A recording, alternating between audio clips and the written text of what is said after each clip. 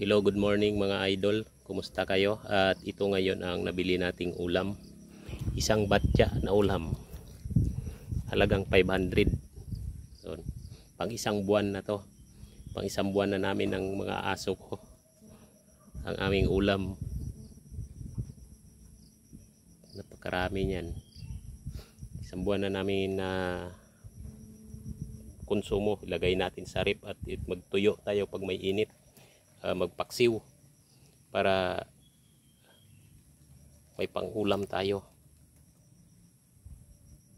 Yang mga maliliit, itong mga malalaki na to, sapsap ang tawag dito. Kaya sapsap kasi dito is binabawasan to, sinasapsapan. Ayan. Ito naman, tawag nila nito akin-akin yata to.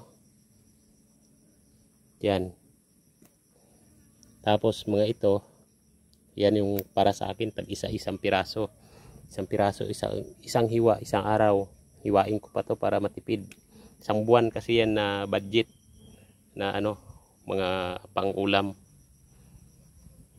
Ganyan mag-budget tayo.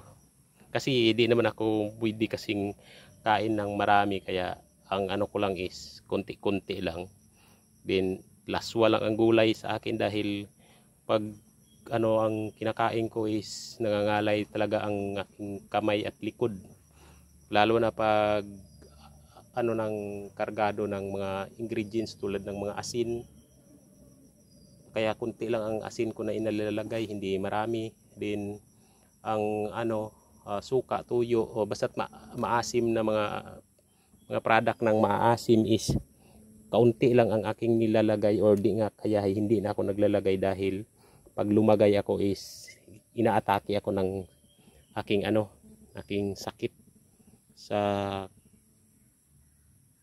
sikmura at sa yung acidic, kaya ganun. Okay, thank you for watching. First, please like and share mga idol, mga pangga.